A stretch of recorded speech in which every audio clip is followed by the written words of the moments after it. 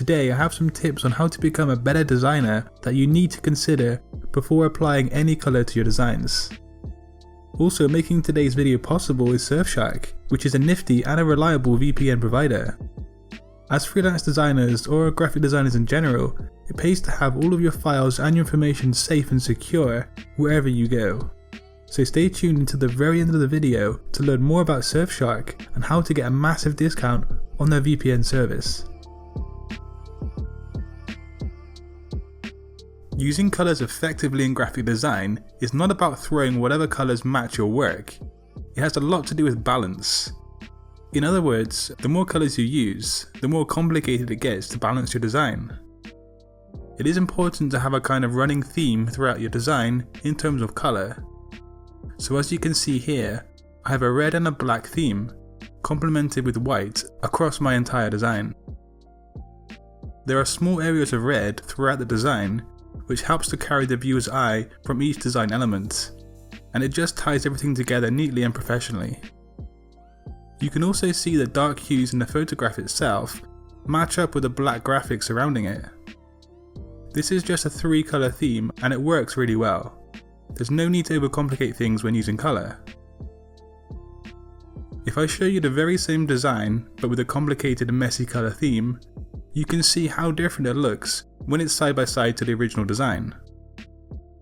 So find a balance and don't complicate things too much when you use colour.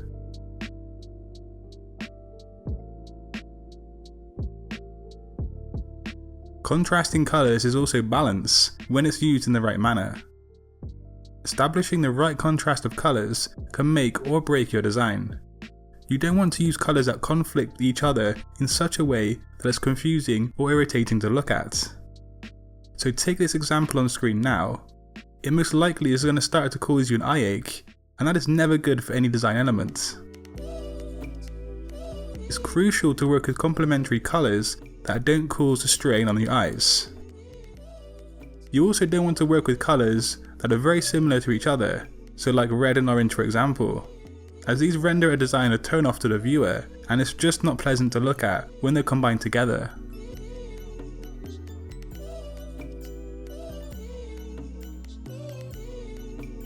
One of the easiest ways to form harmony when using colours is to use a monochrome design. Now to create a monochrome colour scheme, just pick one spot colour and then adjust the saturation values, making it lighter or darker to make different variations. It's really an easy thing to do and it can make your design look really awesome. And if you want to learn more about the colour groups such as monochrome, analogue, etc., just let me know in the comment section below of today's video. But yeah, monochrome is a really easy way to make your design look awesome.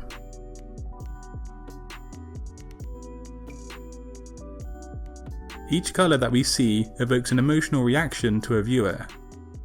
And these emotions are built into our human nature and also the societies that we live in. Each colour has an instinctive psychological response, and on screen now are some of those responses.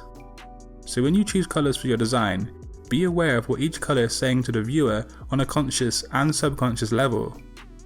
You don't want to give off the totally wrong impression or message via the use of colour. This is most crucial when looking at logo and brand designs, but the emotional impact of colour should be taken into account on any graphic design that you make.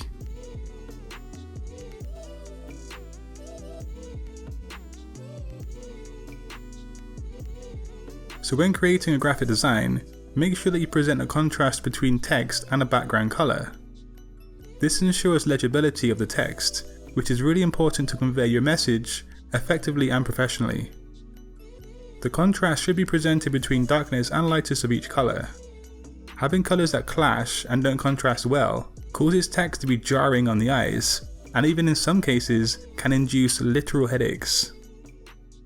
So make sure that your text is able to do its job, and that is to be read first and foremost. Now Surfshark is available on Mac iOS, Windows and also Android, and it's also available as a Firefox and a Chrome extension too. It's easy to download, and for me personally, I use my Mac an awful lot, so I simply headed over to the Apple App Store. You can choose from a list of global IP addresses, which will ensure that all of your data sent via the internet is going to be encrypted. And that means that no one can see your passwords, your private messages, take your photos and videos and so forth. This is especially useful for designers like myself, who are constantly exporting and importing files between clients on a regular basis. Other perks with Surfshark are that you can find better prices while shopping online with a different IP address. You can also stream sporting events that you wouldn't normally see in your own country, and also it blocks trackers and malware too.